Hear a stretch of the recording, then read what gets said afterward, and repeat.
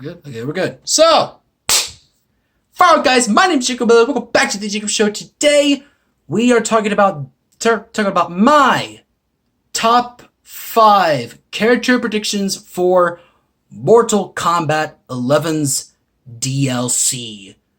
Now, I just want to say real quick, I love Mortal Kombat. Love that game. The controls and the story is so good. But you are not here to see me gush or to hear me gush about the story and the gameplay. You're here to talk about, or at least hear about, my character predictions for Mortal Kombat 11's DLC. So if you are a Mortal Kombat fan, subscribe, maybe be like, because of course because hopefully I want to try to make sure that I can make more Mortal Kombat content, even though I don't know much about it. I want to try to dip my hand in it and see where I can go. So yeah, let's go talk about my predictions. But wait, we need to set the rules. So, in terms of who is allowed in terms of these predictions, DC characters, horror movie characters, and cartoon characters are allowed. Well, cartoon characters as long as it makes sense. Oh, and other comic book characters are allowed in these predictions. I'm sorry about that. We will not be predicting any returning characters. Hold up. We will be using Ed Boon as evidence. And what I mean by that is that we will be looking at Ed Boon's tweets on Twitter, posts on social media, and of course what he said during interviews, and of course live Mortal Kombat events, to know who is getting in, who's not getting in. Also, another thing, we will be using a DLC in the past/current Mortal Kombat games as evidence for these predictions, and we will also be using in-game dialogue, Easter eggs, etc. as evidence. Oh, also, video game characters are allowed. Let's go dive right into to number 5 on this predictions. We're talking about Jotaro Kujo / Star Platinum from JoJo's Bizarre Adventure Part 3 Stardust Crusaders. The reason why I say Jotaro Kujo / Star Platinum is because, number 1, moveset potential and whatnot. He can have a really good moveset.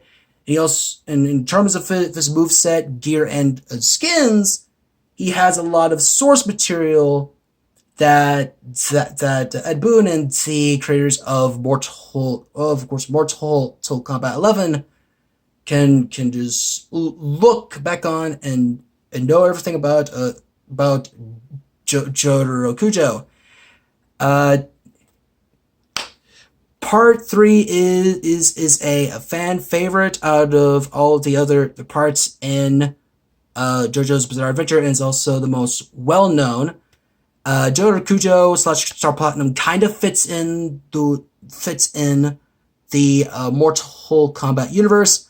He is the most reasonable choice out of all the other JoJo's, or the main, out of all the other main JoJo's in JoJo's Bizarre Adventure. He's the one that makes the most sense in terms of marketability and logic. I mean, do you really want Gold Experience Requiem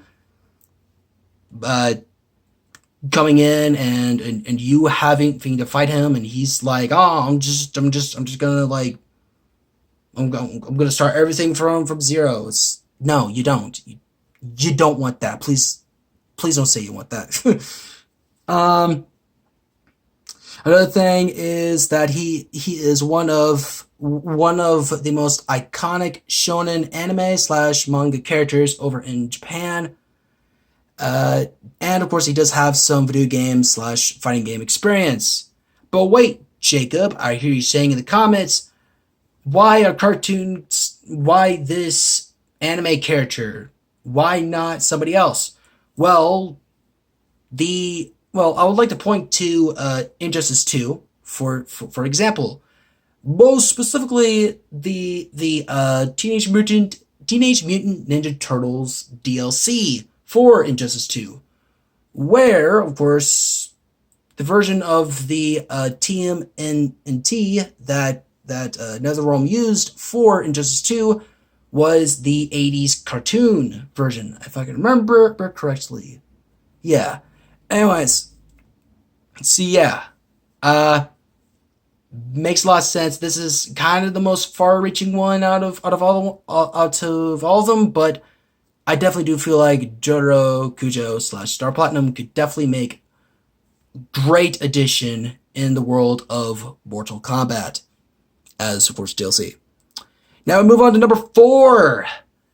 And this is a horror movie character by the name of Creeper. He is from the Jeepers Creepers trilogy.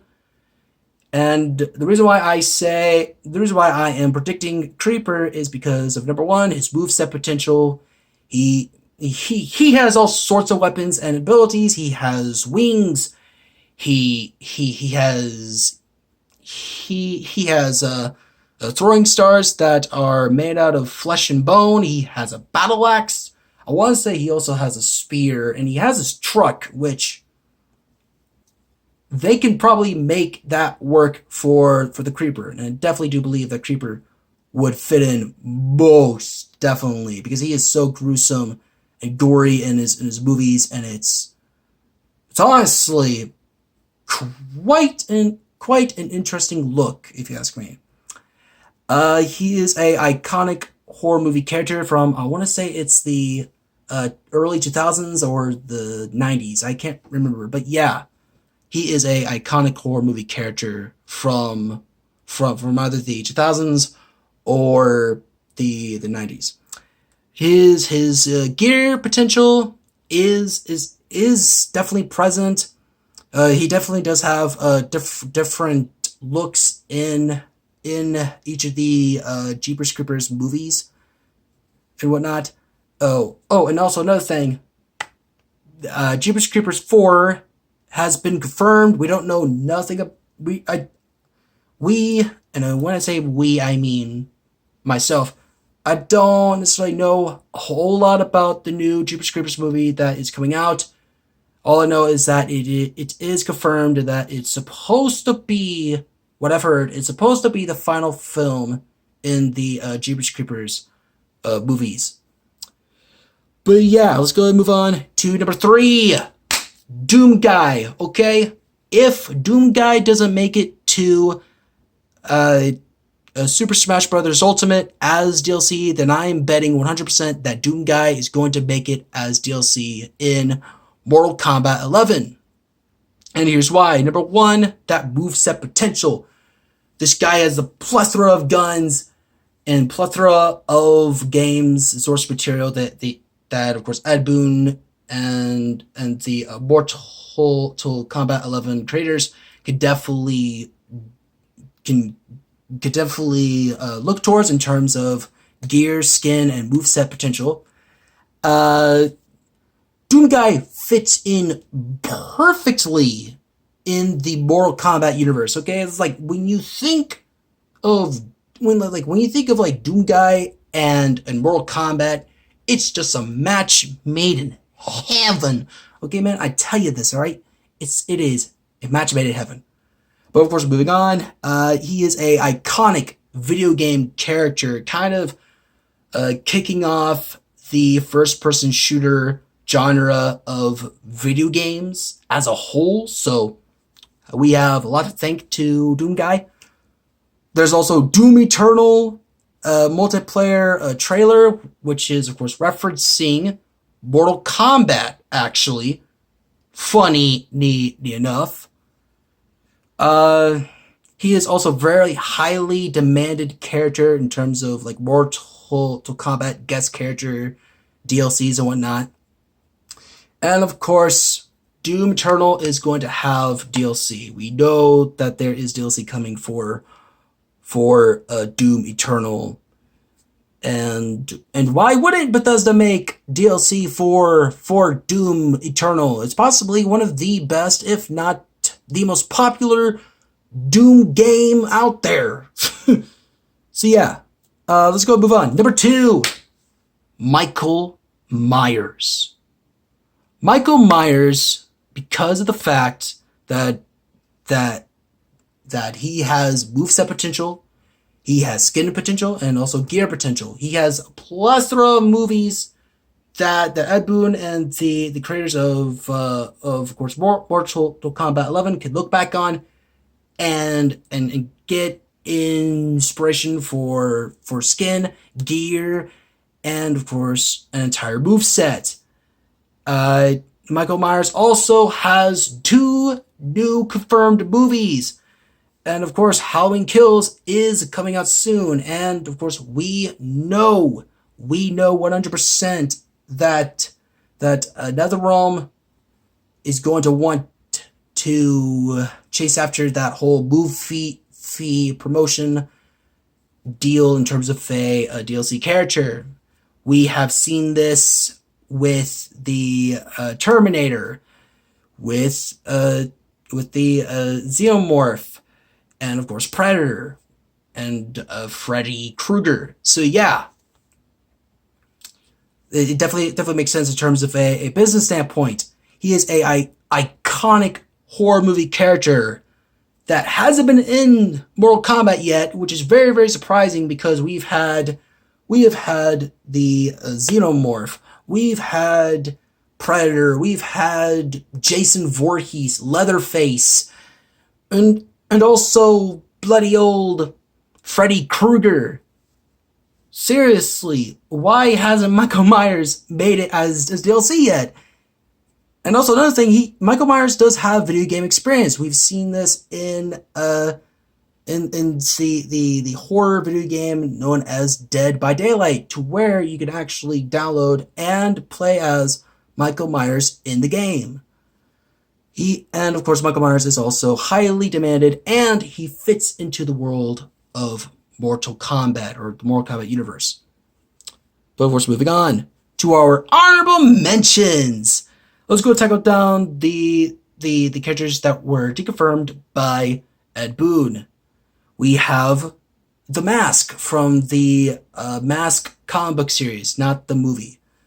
The Mask was actually deconfirmed by Ed Boon in a tweet.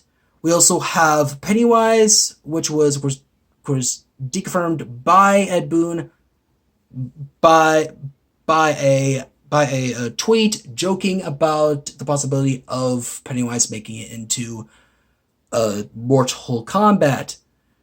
And of course, we also have here, in terms of a honorable mention, Ghostface and Candyman. Yes, they do have new movies that have been confirmed, and of course, Candyman also has a new movie coming out. But I say that the Ghostface and Candyman will not be making it because of course a lack of a moveset, skin, and of course gear potential. There is little to none of that anywhere and whatnot. And also another thing, Chucky. I feel like Chucky will never make it because he is way too short for a player to play as. He is too short, and it's just going to be the whole Yoda Soul Calibur controversy all over again, where essentially Yoda was so short that he was invincible, and he literally beat everybody else with his lightsaber. What? But yeah, and of course the final honorable mention goes to Venom/Carnage. The reason why I say that is because they are Marvel characters, and of course they are owned by a rival company by the name of Capcom. In terms of like fighting video game ownership. And while yes, I would definitely love to see them there, I don't think they'll make it. Also, speaking of Capcom, Nemesis from Resident Evil 3 will not be making it into Mortal Kombat 11's DLC, at all, no matter what, because of a rival company who owns the character, aka Capcom. And I don't think Capcom and NetherRealm will be like discussing whether or not Nemesis or even somebody like Venom or Carnage would make it in. And for the number one spot, the number one thing, the person that I feel like will make it in no matter what is Batman. Now, before you say, Jacob, why are you adding in a DC character into a Mortal Kombat game? Let me explain. First of all, Joker's friendship, which is pretty much a more of a family-friendly version of a fatality. Joker's friendship essentially features the batarang hitting the back of Joker's head. And of course, this batarang is, of course, black and red. Now, if we look at past Batman iterations in terms of video games, we come to Injustice 2, where we see this exact same design in of course, Batman's moveset. Most specifically, Batman's batarangs from Injustice 2 are the exact same, or kind of the exact same as the batarang that we see in Mortal Kombat 11. Also, the intro dialogue between characters is definitely something to look at. Specifically, Scorpion, Raiden, Sub-Zero, Joker, and Spawn. Spawn and Joker mention Batman constantly. Scorpion, Raiden, and of course Sub-Zero mention the Injustice games and of course the events that have happened in there. There's also a time way before when Mortal Kombat and DC crossed over with each other. Batman does have some fighting game experience. Look at Mortal Kombat versus DC and the Justice games, if you want to know that. I want to say that Batman is a highly demanded character. He has a new movie which has been confirmed and is coming in 2020. So hey, NetherRealm, you could literally profit off of Batman during the year of 2021. Did I say 2020 earlier? Jeez. Oh, I'm sorry about that. Batman can fit in the Mortal Kombat universe, but with some difficulty, because of the fact that Batman doesn't kill. That's his number one rule. Batman does not kill, but I feel like NetherRealm would just put him in regardless. Also, moveset, skin, and gear potential is present. Also, there's another thing I want to mention. The rival theory is this theory that I have to where of course the next DLC will essentially feature a guest character that is a rival to the guest character that was in a past combat pack. We've seen this in Mortal Kombat X with Predator being in the Combat Pack 1, and of course Xenomorph being in the Combat Pack 2. We've also seen Terminator in the Combat Pack 1 for Mortal Kombat 11, and also Doom. No, not Doom. RoboCop is actually a guest character who was bundled with the Mortal Kombat 11 Aftermath DLC. And of course, you can say that Predator and Xenomorph are sort of like rivals, as well as Predator, as well as Terminator and RoboCop. And also, if you're thinking that, well, but wait, Jacob, who's going to be a rival for the Spawn? Batman can also be a rival for the Spawn. They have fought before, and of course, Batman doesn't just have to be a rival to the Joker. But anyways, guys, that's it for today. I'm sorry if my voice bothered you any whatnot. If you did like this video, make sure you use the file smash on that like button. Comment down below telling me what you thought of my predictions. Am I right? Am I wrong? Do you agree? Do you disagree? Let me know. Also, another thing, if you are new to the channel, then of course subscribe and tap that notification bell to be notified of all new videos. Anyways, my name is Jacob Miller. I'll see you next time on the Jacob Show, where we finally finish my Dragon Ball Super anime rewrite with part 4. Bye-bye.